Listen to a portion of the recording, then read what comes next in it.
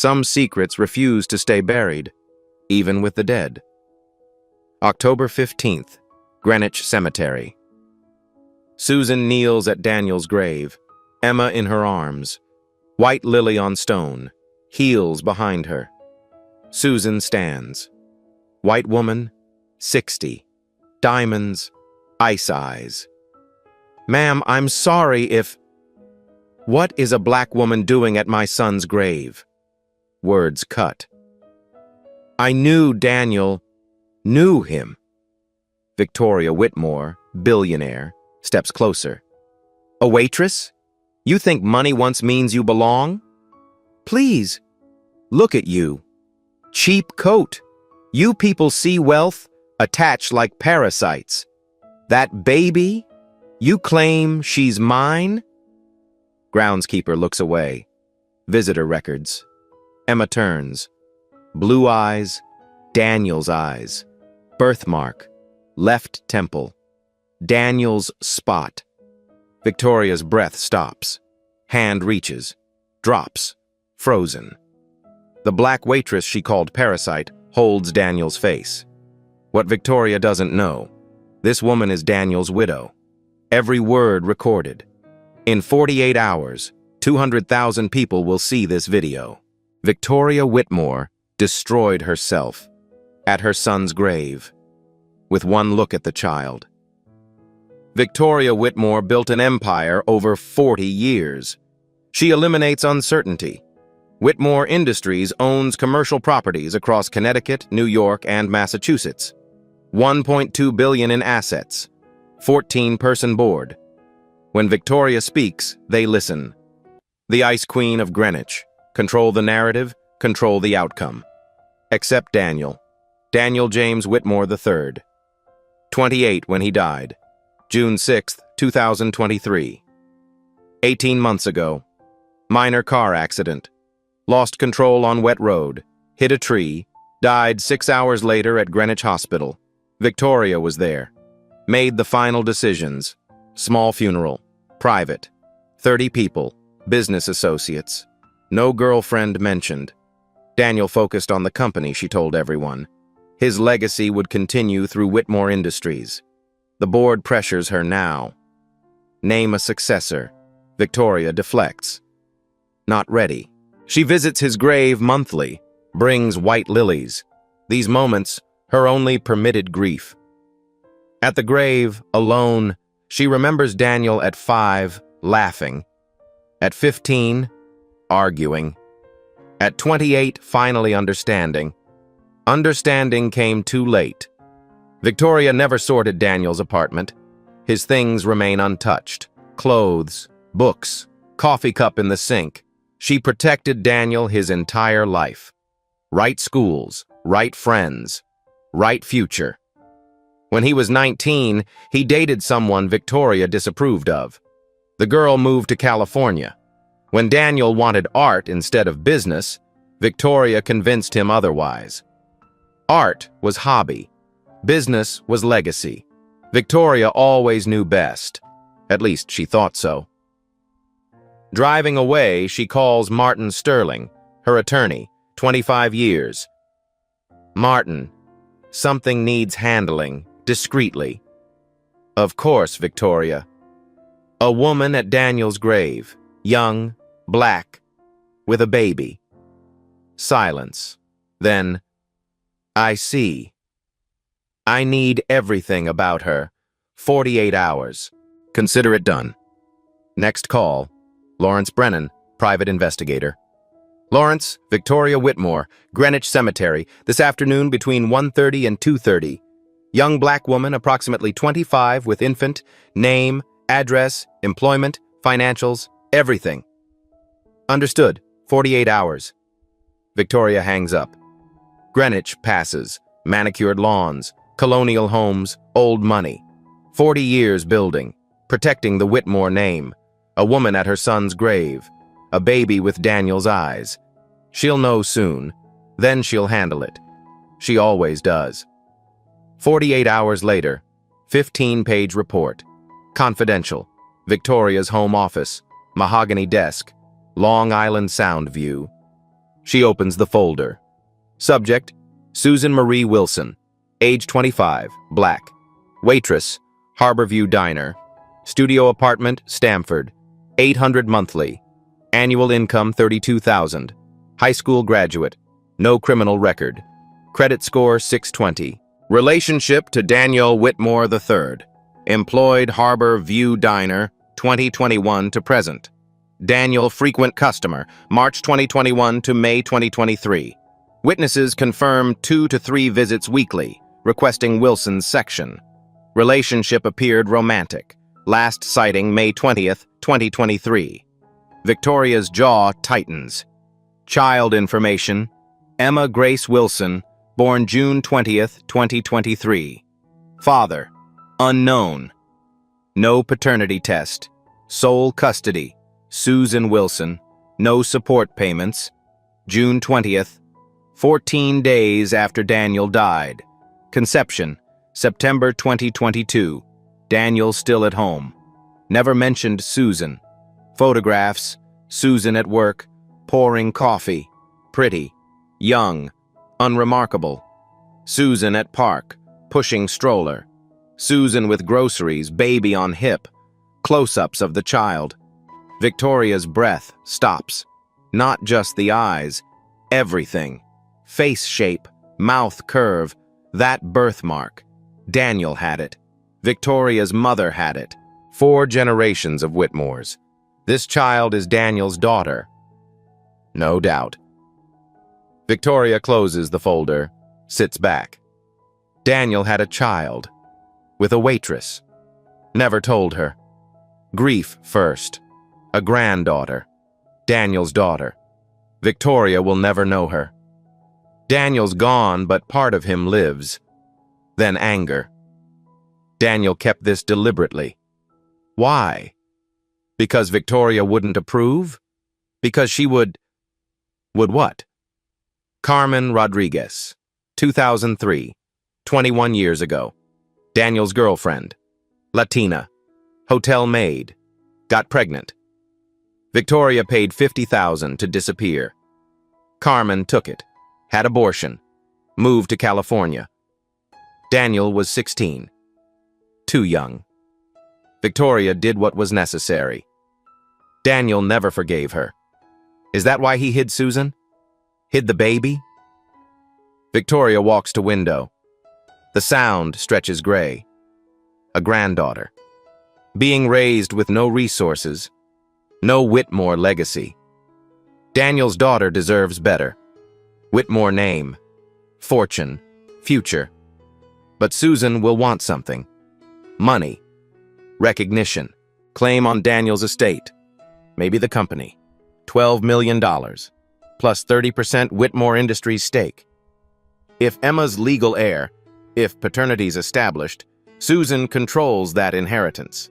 The board would insist on protecting the Whitmore heir. Push Susan into decisions. Force Victoria to share power.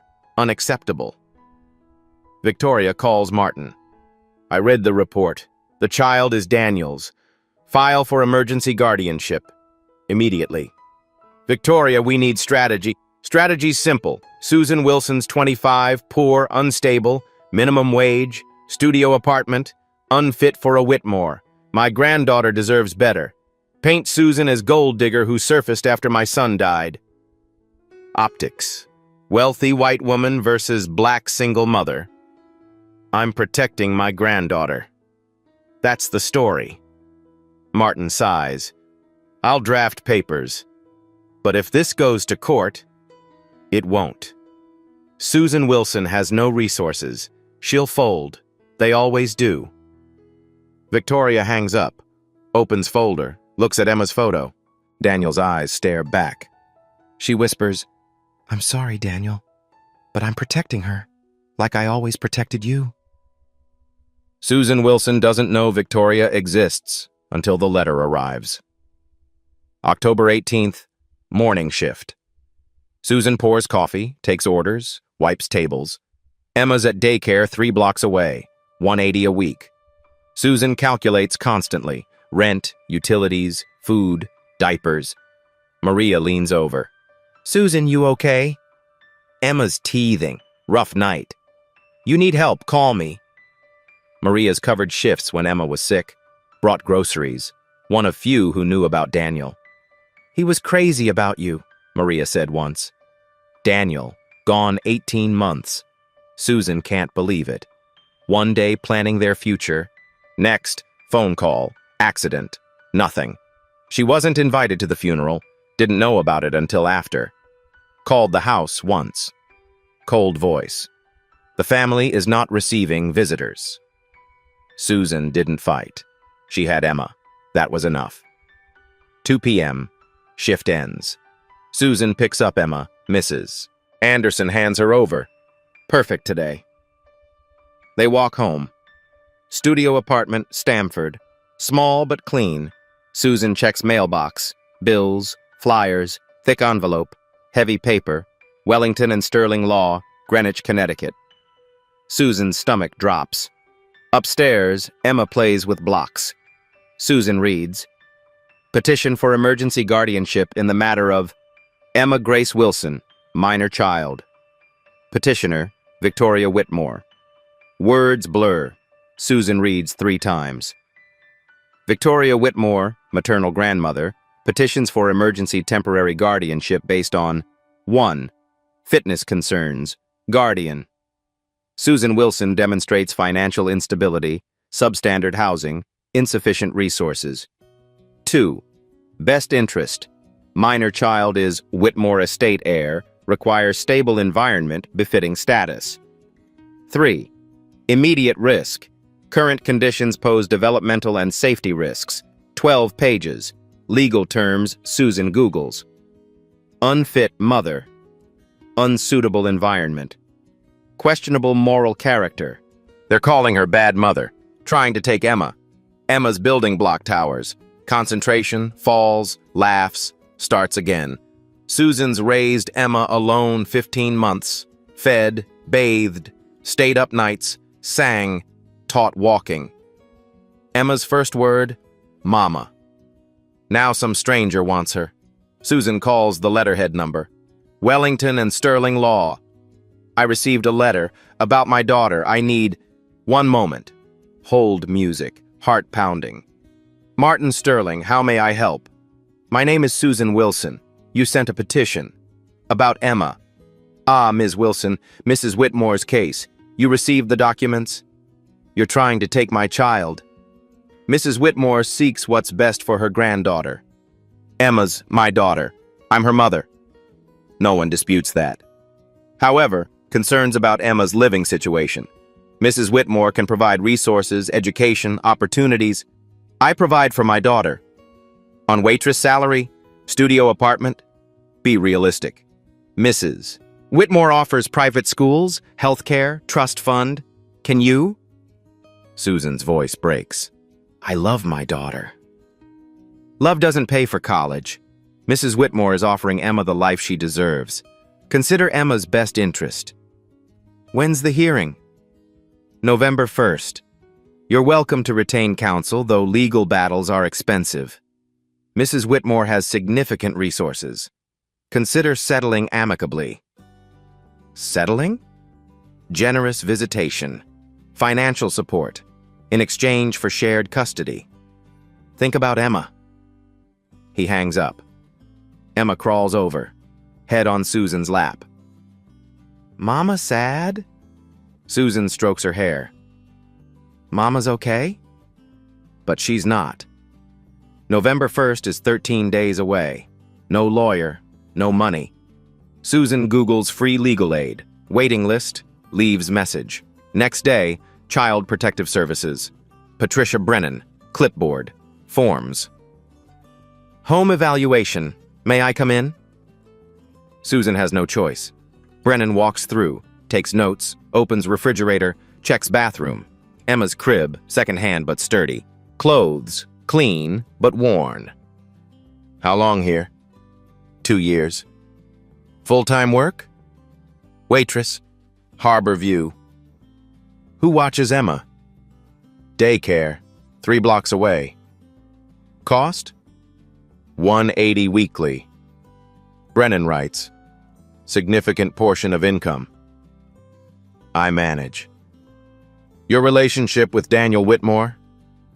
Throat tightens. Together 2 years. He loved Emma. He died before she was born.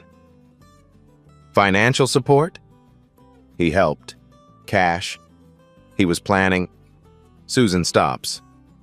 Can't mention the marriage. No proof yet. 30 minutes. Photos. Emma cries. Susan comforts. Brennan leaves. You'll receive my report before hearing. Door closes. Susan leans against it. Mama, hungry. Pasta, butter, Emma's favorite. Floor picnic, sauce on face. After Emma sleeps, Susan rereads petition, studies every word. Bottom print. 72 hours to file answer. Susan has no idea how. She scrolls phone, number she's avoided. James Holland, Daniel's friend, detective. Daniel said, "If anything happens, Sue, find Holland." Susan presses call. 4 rings. Holland. Mr. Holland? Susan Wilson. Daniel gave me your number. I need help. Holland sits in Susan's apartment. 52, retired Greenwich detective. Coffee untouched. Daniel talked about you. A lot. Susan's eyes fill. He never told his mother. No. Victoria Whitmore. Difficult woman. Daniel knew what she'd do. Holland pulls out USB drive. 3 days before he died, Daniel called. Said he needed to talk. Off record. Met at a Norwalk diner. He was scared. I'd never seen him scared. He hands her the drive. He recorded a video. Asked me to keep it safe. If anything happened, give it to you. I've been waiting. What's on it? Watch. Then we'll talk. Susan opens laptop. Emma sleeps. Holland looks away. Privacy. Video loads. Daniel's face. Car. Night. Parking lot lights. Red eyes. Susan, if you're watching this, I'm gone. I'm so sorry. Susan's breath catches. I need you to know truth. About us. Emma. My mother. He holds papers. We got married May 15th, New York City Hall, certificate here, legal, real. You're my wife. Emma's my daughter. I love you both. He's crying. My mother will try to take Emma. She did it before, 20 years ago. Carmen, my girlfriend, got pregnant. Mom paid her to disappear. Abortion. I was 16. Couldn't stop her. Daniel wipes eyes. I won't let it happen again. I'm putting things in place. Will. Documents. Holland has copies. If something happens, and Sue, I think it might, fight. You're Emma's mother. Better mother than mine ever was. He leans closer. I love you. I love Emma. Sorry I didn't stand up sooner. But I'm standing now. Video ends. Susan stares. Tears stream. He married me. Holland turns. May 15th, 2023. I witnessed. Daniel wanted it documented, legal, binding. The certificate, he kept it. I have copy. Originals in safe deposit box, Bank of Greenwich. He gave me key. Why didn't you find me before? Tried. Number disconnected. Harborview said you took time off. No address. Until Victoria's petition. Your name in court documents. Holland sits. There's more. Text messages. Daniel and Victoria. Pulled from his phone. He shows screenshots. Victoria to Daniel. April 2023. Disturbing rumors about your personal life. Discuss immediately. Daniel. My life is my own. Victoria. Nothing's your own with the Whitmore name. Stop this. Daniel. I'm 28. Don't need permission. Victoria. Don't test me. I've cleaned your messes before. Dozens of messages. Pattern clear. Victoria knew. Disapproved. Threatened. Daniel refused. Last message, June 2nd, 4 days before death. Daniel. Done hiding. Living my life with Susan, our daughter, whether you accept it or not. Victoria. You'll regret this. Susan looks at Holland. She knew before Daniel died. Yes. 4 days later. Holland's jaw tightens. Accident report says lost control. But Susan, Daniel was careful. Barely rained that day. What are you saying? I don't believe in coincidences. Can't prove anything. Yet. Susan closes laptop. What do I do? First, lawyer. Rebecca Hayes, Justice Equality Foundation, takes cases pro bono. The video? Certificate? We use them. Victoria thinks you're powerless. You're not. You're Daniel's legal widow, mother of his legitimate heir. Changes everything. Susan looks at sleeping Emma. Holland, I'm scared. Good. Fear keeps you sharp. Don't let it stop you. Daniel gave you weapons. Now use them. Rebecca Hayes meets Susan 3 days later. Small Bridgeport office. Stacks of files everywhere. Coffee cups on every surface. Rebecca's 41, black, tired eyes, but fierce energy that fills the room. Holland told me about your case, Rebecca says. I'm in. I can't pay you. Don't worry about that. This is exactly the kind of case we handle at Justice Equality Foundation. Wealthy family using the system to crush someone without resources. We're going to push back hard. Rebecca reviews everything. Daniel's video, marriage certificate copy, text messages. She takes detailed notes, asks specific questions about timeline, about Daniel's relationship with his mother, about Susan's day-to-day life with Emma. The video's good, really good. Marriage certificate is excellent. These text messages show a clear pattern of control. But Susan, we need more. We need to show Victoria Whitmore has done this before. We need to expose her tactics systematically. And we need public pressure. How? Media. There's a journalist I know, Sarah Mitchell, works for Connecticut Independent. She does investigative pieces on abuse of power. If she takes your story, things change fast. The court pays attention when the public is watching. I don't want attention.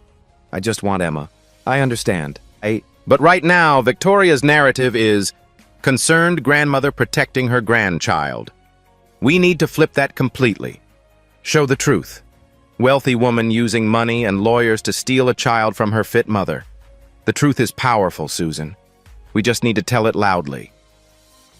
Susan hesitates, then nods. Okay. For Emma. I'll do it. Rebecca makes a call. Sarah? Rebecca Hayes. I have a story for you. A big one. Really big. 2 days later, Sarah Mitchell arrives at Susan's apartment. Mid-30s. Sharp, intelligent eyes. Recording device, notebook. Questions prepared. Susan, I'm not here to hurt you, Sarah says carefully. I'm here to find the truth and tell it. Tell me everything. Start from the beginning. Susan tells her story. Meeting Daniel 3 years ago at Harbor View Diner. He was different from other customers. Didn't treat her like she was invisible. Actually listened when she talked. They started dating quietly. Daniel said his mother was controlling. Said she wouldn't approve of their relationship. But he loved Susan. He was sure of that. The pregnancy.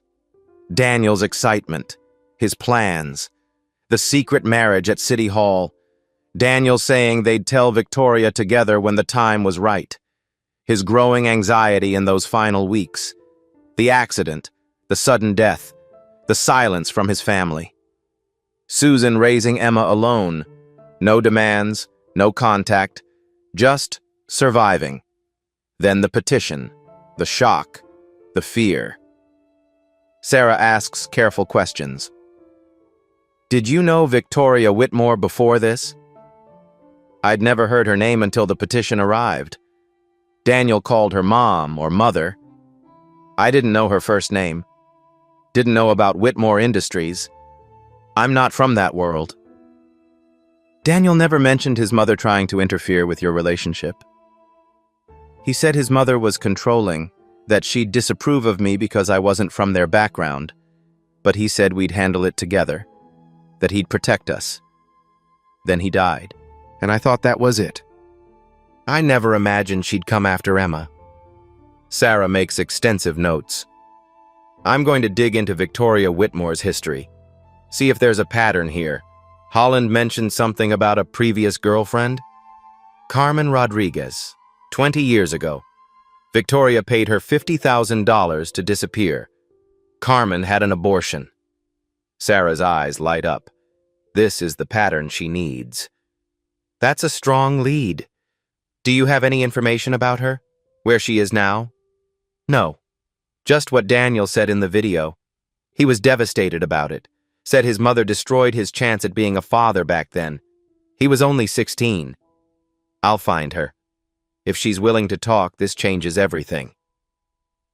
Sarah spends the next 2 weeks investigating intensively. She calls Susan with regular updates. Each one builds the case stronger. Update 1, October 28th. I found Carmen Rodriguez. She's living in San Diego now, married, 2 kids of her own. I explained your situation. She's willing to talk, actually wants to talk. Susan's heart pounds. What did she say? In 2003, Carmen was 19 years old. She worked as a housekeeper at a hotel in Greenwich. Met Daniel Whitmore at a charity event the hotel was hosting. He was 16.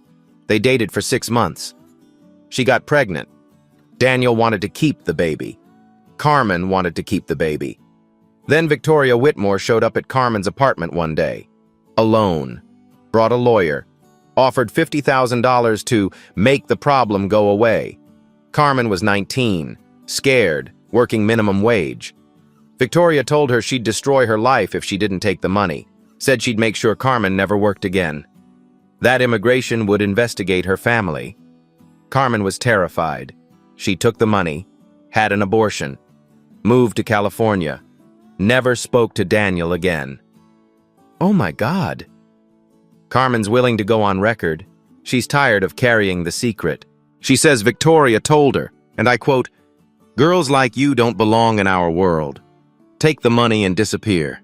If you ever contact my son again, I'll make sure you regret it." Those are Carmen's exact words. She remembers them perfectly. She's carried them for 21 years. Susan closes her eyes. Daniel was only 16 then. Barely 16. Victoria's been doing this for decades, controlling Daniel's life, eliminating anyone who didn't fit her perfect plan for him. Update 2, November 1st. I dug into Whitmore Industries' financials. They're a private company, but some records are public. Daniel's estate was worth approximately $12 million, plus a 30% ownership stake in the company. That stake is worth probably another $100 million based on company valuation. When Daniel died, Victoria transferred his shares to herself immediately. Filed paperwork June 20th, 2 weeks after his death. She claimed there was no will, no designated heir, and as sole surviving parent and board chair, she had authority to reclaim the shares for corporate stability. But there was a will. Holland said Daniel wrote one. Exactly. If there's a will naming Emma as Daniel's heir, Victoria committed fraud. Major fraud. I'm getting copies of the transfer documents through public corporate filings. This is big, Susan. Really big. Update 3, November 4th. Sarah's voice is urgent when she calls. Susan, I need you to see something. Can you meet me, like right now? They meet at a coffee shop in Stamford. Sarah opens her laptop, shows Susan hospital records with certain sections highlighted. I have a source at Greenwich Hospital. These are Daniel's medical records from June 6th, the day he died. Look at the timeline. Susan reads. Medical jargon, injury details, treatment notes. Then she sees it. 3:42 a.m. Family member Victoria Whitmore enters patient room. Requests. Private consultation with Dr. Richard Patterson, attending physician. Consultation lasts 11 minutes. 3:53 a.m. Dr. Patterson updates treatment plan. DNR order implemented per family request. 4:16 a.m. Patient Daniel Whitmore III expired. Time of death called by Dr. Patterson. DNR order was in effect. No resuscitation attempted. Susan looks up, voice shaking. What's DNR? Do not resuscitate. It means if the patient's heart stops or breathing stops, doctors don't try to save them. They let the patient die naturally. Victoria asked for that? According to this, yes. But here's the crucial thing. I found Daniel's own medical directive. He filed it with his lawyer 3 months before he died. April 2023. It explicitly says, full resuscitation under all circumstances. He specifically rejected DNR status, wrote it in his own handwriting, had it notarized. The implication settles over Susan like ice water. Sarah continues carefully. I can't prove Victoria did anything illegal. Daniel's injuries from the car accident were severe. Head trauma, internal bleeding. Maybe he would have died anyway, even with aggressive treatment. But the timeline is suspicious. She had 11 minutes alone with his doctor. Then, suddenly, there's a DNR order that directly contradicts Daniel's own written wishes. And Daniel died 34 minutes later. Can we use this? It's evidence of a pattern. Victoria making decisions that benefit her, not Daniel, not his wishes, not his family. She overrode his explicit medical directive. Why? What was she afraid of? What did she think Daniel might say if he survived? Update 4, November 6th. I found the connection between Victoria and Judge Henry Carson. He's the judge assigned to your custody case. Victoria's been donating to his political campaigns for years. Whitmore Foundation, that's Victoria's charitable foundation, gave Carson's re-election campaign $150,000 over the past 2 years. 2 separate donations, $75,000 each, plus another $75,000 donation to his wife's nonprofit organization, Family Justice Initiative. It's supposedly about child welfare. Victoria sits on their advisory board. That's corruption. That has to be illegal. It's legal. Barely. Campaign donations are public record. Anyone can donate to judges who run for election. But it's a massive conflict of interest. Carson should absolutely recuse himself from your case. He's received over $200,000 from the woman who's trying to take your child. Rebecca's filing a motion to disqualify him right now. Sarah also discovers that Wellington and Sterling Law has represented Whitmore Industries for 30 years. They've earned millions in legal fees from Victoria's company. Martin Sterling personally sits on the board of Whitmore Foundation, gets paid $50,000 a year as a board member. Thomas Wellington's wife works for Whitmore Industries as their corporate communications director. The web of influence is crystal clear. Victoria doesn't just have lawyers, she has an entire system working for her. November 8th, Sarah's article publishes in Connecticut Independent. Headline, The Whitmore Way, How Money Silences Truth. It's a comprehensive investigation, 5,000 words, meticulously researched. Photos of Susan and Emma at the park, happy, healthy, loving. Interview with Carmen Rodriguez describing Victoria's payment and threats in 2003. Complete timeline of Daniel's death with questions about the DNR order.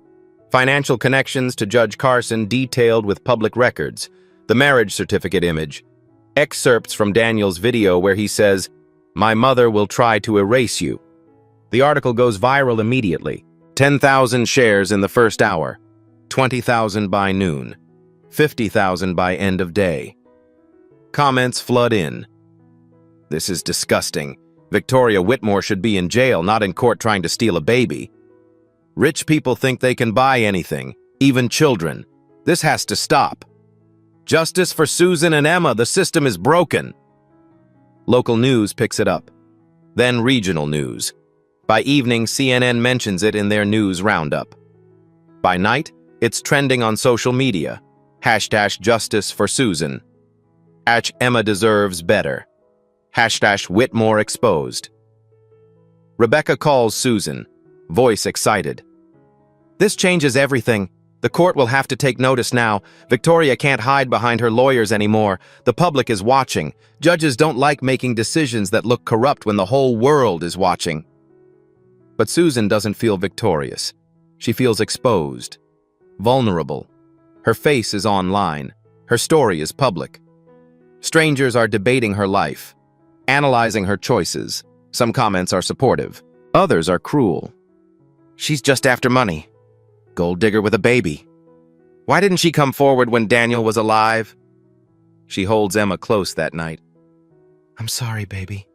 I'm so sorry you're in the middle of this mess. Emma pats her face with small hands. Mama okay? Mama's okay. The next morning, Susan's phone rings. Unknown number. She hesitates, but answers. Ms. Wilson? This is Eleanor Walsh from Fairfield County Family Services. I'm calling to inform you that Judge Carson has scheduled an emergency hearing for November 10th. That's 2 days from now. Why emergency? Due to significant media attention and public interest, the court wants to resolve this case expeditiously. The preliminary hearing originally scheduled has been converted to a full custody hearing.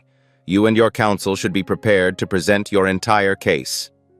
The hearing that was supposed to be just preliminary, just temporary custody, is now final. Full custody determination. 2 days away. Susan calls Rebecca immediately. They moved everything up. I know, I just got the notice too. They're panicking, Susan. Sarah's article exposed them. They want this case resolved and closed before more damage is done to their reputations. Are we ready? We're as ready as we can be. Holland's bringing the marriage certificate original from the bank. We have Daniel's video. We have the text messages. We have Carmen's testimony via video deposition.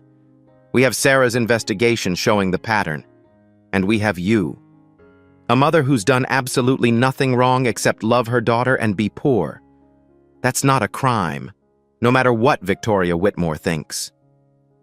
What if I lose? Rebecca's voice softens. Then we appeal. And we keep fighting until we win. But Susan, I don't think you're going to lose. Not anymore. Victoria Whitmore picked the wrong person to bully. You're not Carmen Rodriguez. You're not 19 and alone and scared. You have Daniel's voice backing you up. You have evidence. You have the truth. And now you have the public. Victoria's used to winning because she fights in the dark. But Sarah just turned on all the lights. That night, Susan can't sleep.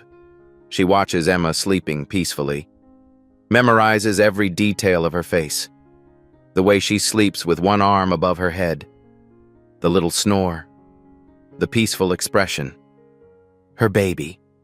If the judge rules against her tomorrow, this could be the last night they spend together for a long time.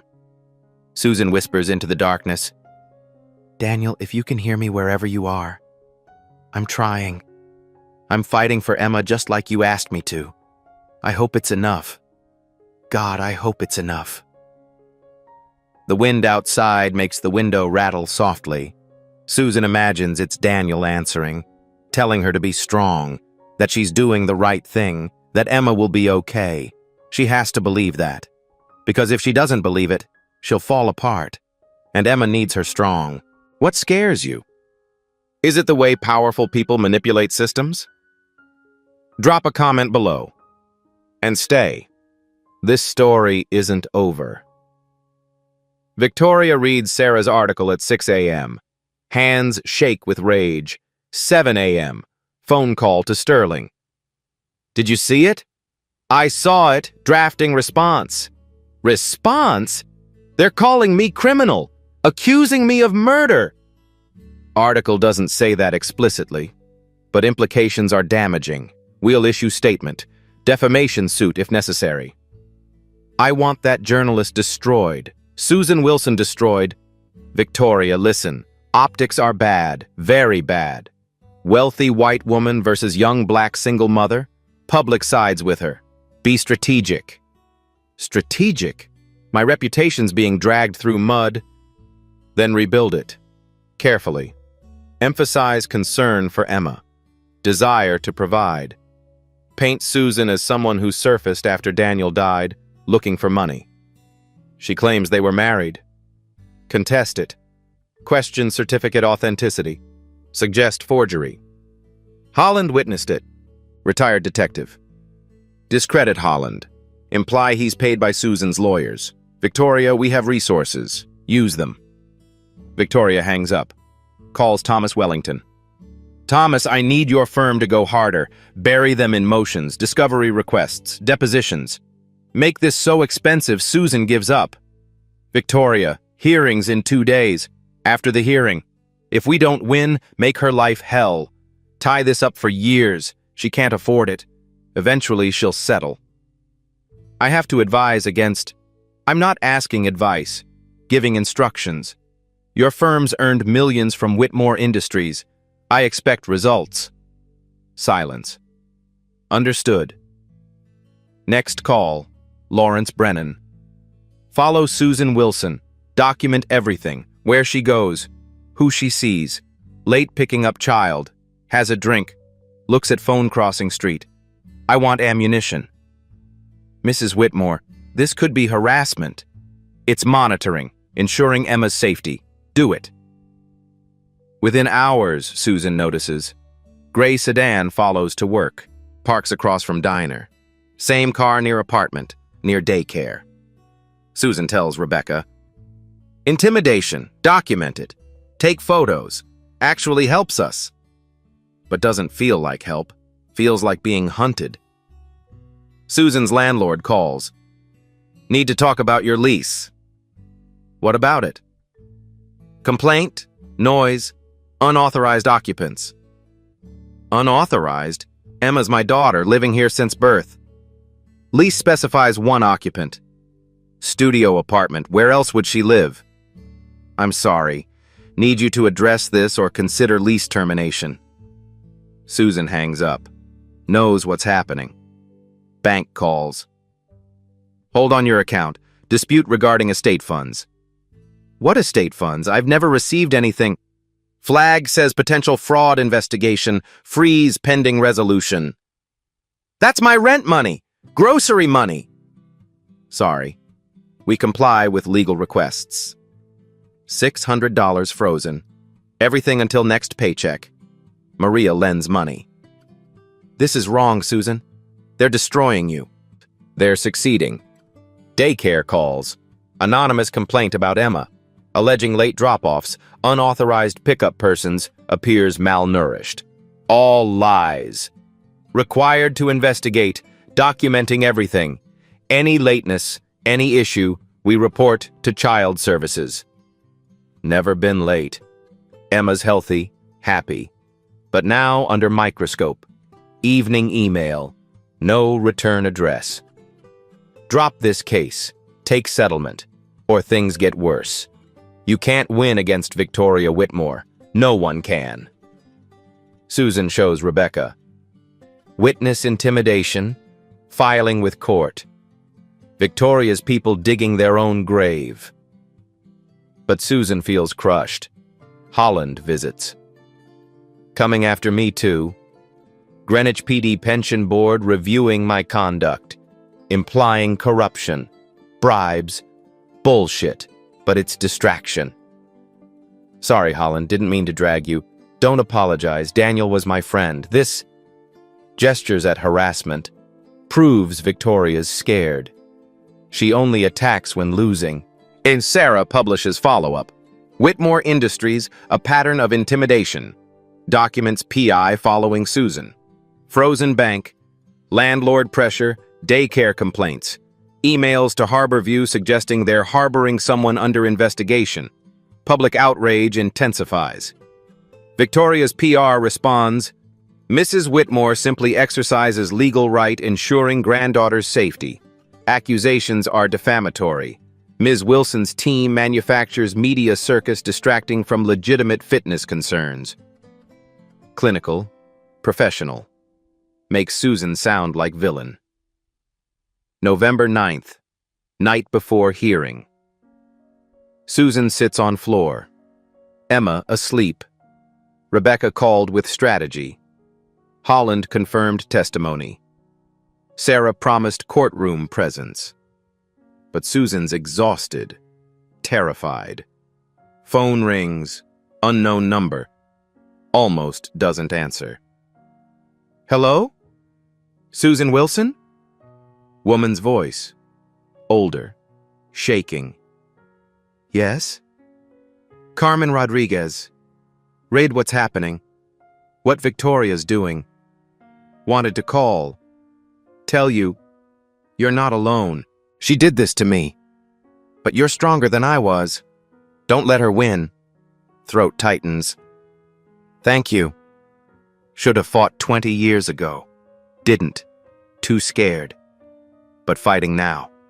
Testifying tomorrow. Video. Going to tell truth. What she did. What she is. Carmen, thank you. Win, Susan. For your daughter. For my daughter that never was. Win. Line goes dead. Susan looks at Emma. Peaceful face. Tomorrow everything changes. November 10th. Fairfield County Family Court. 2 p.m. Courtroom packed. Media. Supporters. Onlookers. Security guards. Judge Henry Carson enters. Everyone stands. 61. Gray hair. Stern face. Sits. Looks at crowd with displeasure. This is family court, not circus. Media, no recording. Spectators, 1 disruption. You're removed. Murmurs. Susan sits with Rebecca. Across aisle, Victoria flanked by Sterling and Wellington. Navy suit, pearls, composed. Doesn't look at Susan. Emma's with Maria outside. Susan's arms feel empty. Carson reviews documents. Read the petition, the response. 50 news articles. Let's proceed. Sterling stands, presents Victoria's case. Emma's inheritance right. Susan's limited resources. Stability importance. Smooth. Professional. Sounds reasonable. Rebecca stands. Presents Susan's case. Marriage certificate. Daniel's video. Text messages showing Victoria's control. Carmen's video testimony plays, describing Victoria's payment, coercion, abortion. Carson watches impassively. Holland testifies. Confirms witnessed marriage. Daniel feared his mother. Patricia Brennan testifies. Home is small but clean. Child appears healthy. However, financial instability is concern. Limited support systems. Future needs may exceed capacity. Rebecca cross-examines. Did you observe abuse? Neglect? Anything indicating Emma's in danger? No, but yes or no? No. Victoria takes stand. Rebecca questions. Mrs. Whitmore, did you know your son was in relationship with Susan Wilson? I suspected Daniel was involved with someone unsuitable. Unsuitable? Someone who didn't share our values? Background. You mean someone not wealthy? Not white? Sterling objects. Inflammatory. Carson. Sustained. Stick to facts. Rebecca changes. You paid Carmen Rodriguez $50,000 in 2003. Why? Private family matter. You paid her to abort and disappear, correct? I provided options. Did Daniel want that baby? Victoria hesitates. Daniel was 16. Didn't know what he wanted. Did you ask him? I did what was best. Now you're doing what you think is best for Emma, by taking her from her mother. Emma deserves the Whitmore legacy. Even if Daniel married Susan, wanted Susan to raise Emma? That video's convenient, recorded days before death. Could be coerced, fabricated. Marriage certificate fabricated too? I've seen no original. Holland stands. "I have it, Your Honor." Approaches bench. Hands sealed envelope from Bank of Greenwich. Carson examines. Verifies seal. Opens. Studies. This appears authentic. Rebecca presses. This proves Susan was Daniel's legal wife, Emma's legitimate daughter. Mrs. Whitmore has no standing to challenge custody. Sterling stands. Marriage may be legal but doesn't prove fitness. Emma's inheritance is substantial. Requires protection, management, guidance. Ms. Wilson cannot provide. Carson looks tired. Reviews papers 5 minutes. Courtroom silent. Finally, ruling on temporary custody. Full hearing for permanent arrangements within 30 days. Susan's stomach drops. Given circumstances, substantial estate, media attention, conflicting testimonies, Emma's immediate interests best served by temporary placement with Mrs. Whitmore. Ms. Wilson gets supervised visitation twice weekly. 30 days, we reconvene. Rebecca stands. Your Honor, my ruling stands, adjourned. Gavel falls. Susan can't breathe. Process. Temporary custody. Victoria won. Rebecca grabs her arm. Not over, we're appealing. But Susan doesn't hear. Room spins.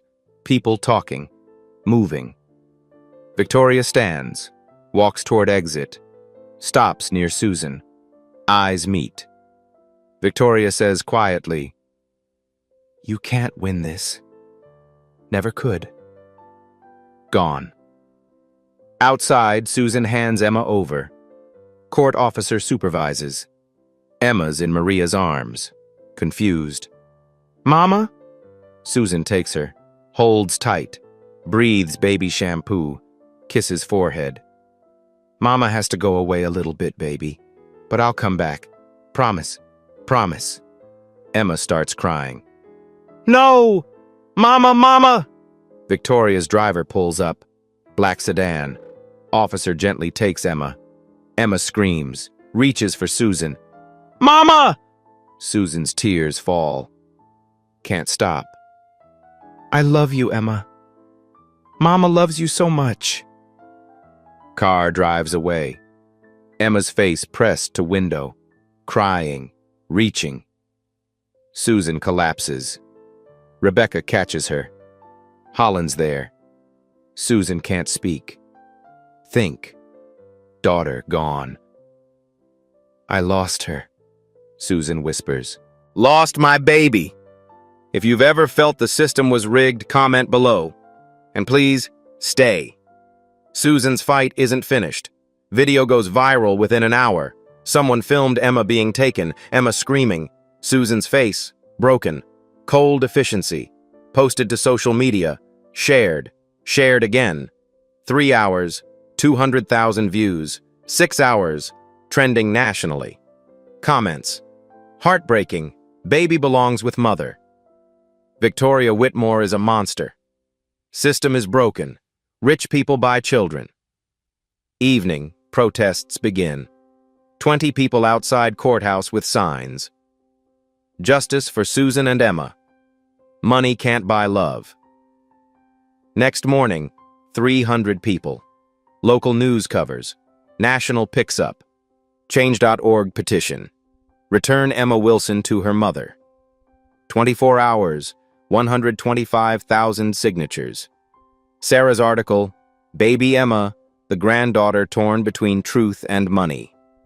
Photos of Susan and Emma. Park, happy, healthy, loving. Photos of Victoria's mansion. 8 bedrooms, security gates, empty. Narrative shifts. Public opinion crystallizes. Susan's phone rings constantly. Supporters. Help offers.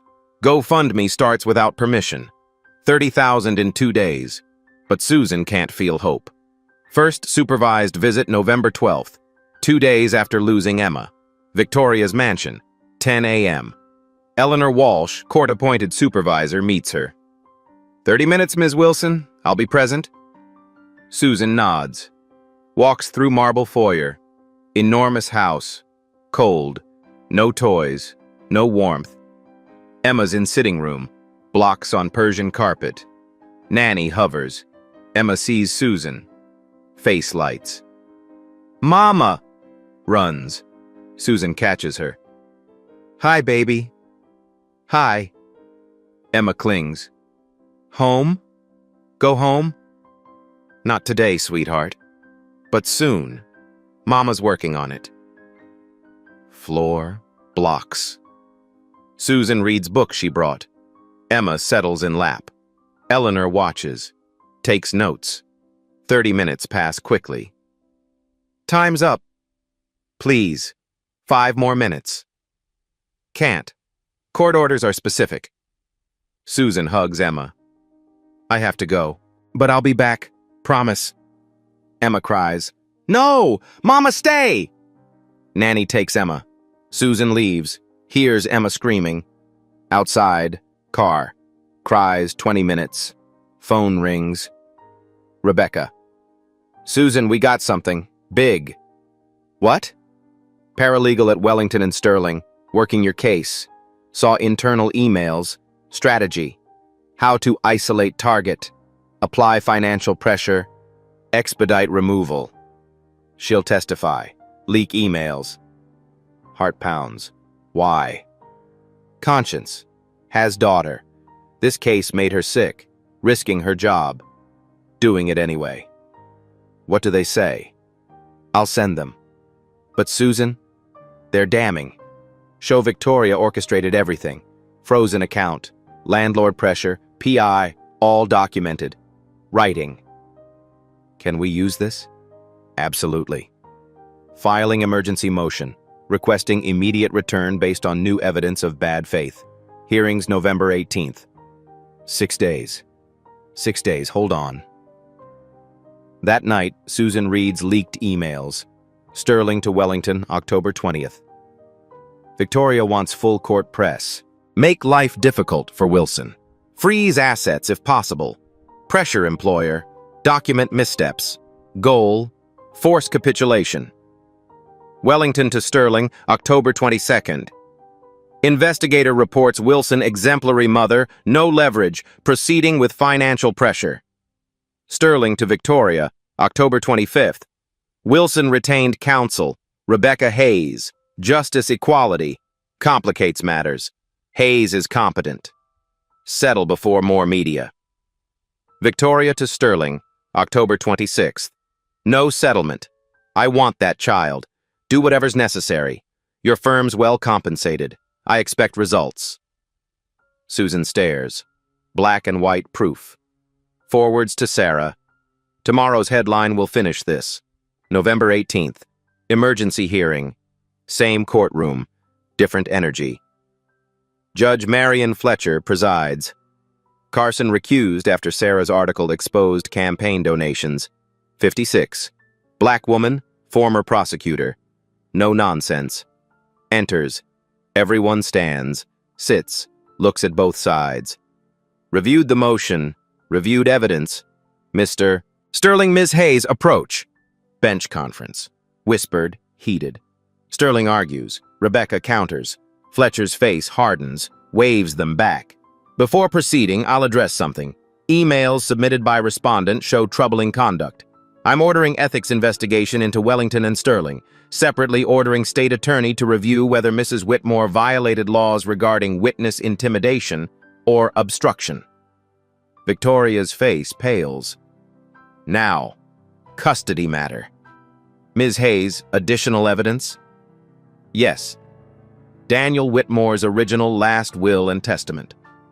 Sterling stands. Objection. We weren't informed. Because your client concealed it, Rebecca snaps. Mr. Holland? Holland approaches, carries metal box. Your Honor, June 5th, 2023, Daniel Whitmore rented safe deposit box 1633 at Bank of Greenwich. I witnessed signature. He placed items and gave me key. Said if anything happened, retrieve contents and deliver to Susan Wilson. Opens box. Removes documents. Last will. Handwritten, dated June 5th, 1 day before death. Witnessed by myself and Grace Turner. Hands will to Fletcher. She reads. Eyebrows rise. Mr. Sterling, did you know this existed? No. Mrs. Whitmore informed us no will existed. Mrs. Whitmore, approach. Victoria stands. Walks forward. Looks smaller, less certain. Fletcher holds will. Did you know your son wrote this? Victoria's voice quiet. I suspected he might, but not what I asked. Did you know this document existed, yes or no? I never saw it. Did Daniel tell you he'd written a will? Silence. You're under oath. He mentioned it, in passing. I didn't think to mention this to court? Your lawyers? When filing for custody when father left explicit instructions? I didn't know contents. Fletcher's voice cuts. Read Section 3, Mr. Holland. Holland reads, I, Daniel James Whitmore III, being of sound mind, declare this my last will.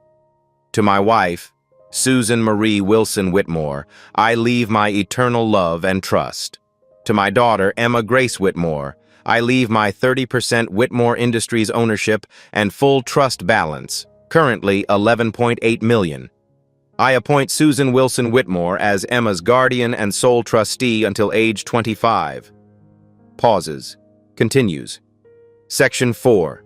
If my mother, Victoria Whitmore, contests this will or takes action against Susan or Emma, she forfeits her Whitmore Industries role and all inheritance from my grandfather's estate reverts to Emma. Courtroom erupts. Fletcher bangs gavel. Order! Sterling looks at Victoria. Victoria stares at floor. So let me understand. You filed for custody knowing your son was married, knowing he had a child, knowing he'd left instructions, and transferred his shares to yourself 2 weeks after death without disclosing any of this. Victoria doesn't answer. This changes everything. This is Daniel's final statement about his wishes, family, his daughter's care. Sets will down. Mrs. Whitmore, custody petition denied. Emma Wilson returned to mother immediately. You'll have supervised visitation pending fraud investigation. Additionally, referring this to probate court for estate transfer review. Ms. Wilson, as Daniel's legal widow and Emma's mother, you're entitled to contest that transfer. Your Honor, Sterling begins. Mr. Sterling, suggest you and your client consult criminal counsel separately. Adjourned. Gavel falls. Susan can't move. Process. Rebecca hugs her. You won. Susan, you won. Holland's smiling. Sarah's taking notes. Victoria stands. Doesn't look at anyone. Walks out. Sterling follows, phone already out. Emma will be back tonight. They have to release immediately. Susan's legs give out. Rebecca catches. It's over. It's over. 3 days later, Victoria sits in state attorney's office conference room. Grand jury investigation into potential fraud and obstruction. New attorney, not Sterling who withdrew, beside her. Court reporter, Assistant Attorney General Catherine Morrison leads. Mrs. Whitmore, when did you first learn about Susan Wilson? October 15th, 2024, cemetery. Before that, knew your son was in relationship? I suspected. Did you investigate? Made inquiries. Through private investigator? Yes. When you received report, it confirmed Emma was your son's child. Correct? Resemblance was clear. But you filed for custody claiming Emma needed protection, not acknowledging she was your granddaughter. Emma is my granddaughter. That's why I wanted to protect her. Morrison places documents. Estate transfer papers. You transferred Daniel's shares to yourself June 20th, 2023, 2 weeks after death. Why so quickly? Business continuity. Board needed clarity. Did you search for a will? Victoria hesitates. Checked his apartment. Checked with his bank? His lawyer? No. Why not? Assumed if there was will, it'd be with family attorneys. But Daniel hadn't used your attorneys for years, you knew that. I didn't think, I'm going to play Daniel's video. Screen flickers. Daniel's face. Voice fills room. Mom, if you're watching this, I'm sorry. Susan Wilson is my wife. Emma's my daughter. I know what you'll try. Don't. They deserve better than this family's secrets. Victoria's jaw tightens, doesn't look at screen. You did this before. To Carmen. Paid her to disappear. Kill my child. I was 16. Couldn't stop you. But I'm not 16 anymore. If you come for Susan and Emma, you'll lose everything. The will makes sure. Video ends. He knew you'd try this. Victoria's voice cracks slightly. My son misunderstood. Did you enter his hospital room alone June 6th at 3:42 a.m.? Yes. Speak with Dr. Patterson? Yes. What did you discuss? Daniel's prognosis. Chances. Did you request DNR order? Long silence. Answer the question. Doctor said Daniel wouldn't recover. I was making end-of-life decisions. Daniel's medical directive stated, full resuscitation. Did you know that? I did what I thought was best. Best for whom? Daniel or yourself? Victoria's lawyer intervenes. My client answered your questions. Unless you're charging her, we're done. Morrison leans back. We're considering several charges. Fraud related to estate transfer, obstruction for failing to disclose will, possibly more depending on hospital investigation. Prepare for prosecution. Victoria stands, walks out. No comment to waiting reporters. That evening, emergency board meeting at Whitmore Industries. She announces resignation. Effective immediately. Personal and family matters require full attention. Voice steady, but hands shake. Board accepts. 14-0. Victoria Whitmore built empire over 40 years. Takes 3 hours to lose it. Returns to empty mansion. Sits in study. Looks at photos of Daniel as child. Whispers, I was protecting you. But Daniel's not there to answer. And the empire she built to preserve his legacy crumbles because she tried to control it one last time. November 23rd, 8 p.m. Susan unlocks apartment door. Emma runs in. Home! Home, Mama! Yes, baby. We're home. Emma's been back 5 days. Court-ordered return. Victoria's visitation reduced to once monthly, supervised. Apartment feels smaller than Susan remembered, but warmer, full. Emma plays with blocks. Susan makes dinner, pasta, butter, Emma's favorite, floor picnic. Emma chatters about daycare, friends, park. Normal. Finally normal. Phone buzzes. News alert. Victoria Whitmore faces criminal investigation for estate fraud. Whitmore Industries board names interim CEO. Susan turns off phone. Holland called earlier. Probate hearings in January. Susan will likely regain control of Daniel's estate on Emma's behalf. Millions. Security. Future. But tonight, that doesn't matter. Tonight, Emma's back. That's enough. Later, after Emma's asleep, Susan stands by window. City lights. Thinks about Daniel. Video. Will. Marriage certificate. He protected them from beyond grave. Thank you, she whispers. Some secrets refuse to stay buried, even with the dead. Daniel's secret wasn't shame. It was love.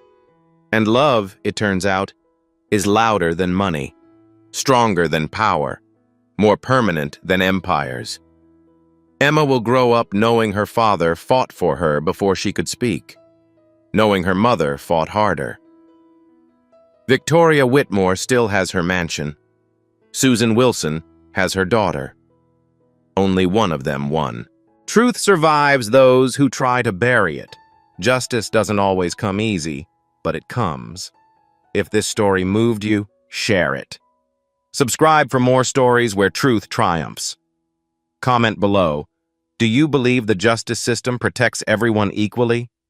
Susan and Emma's story isn't over. But tonight, they're free, and that's everything.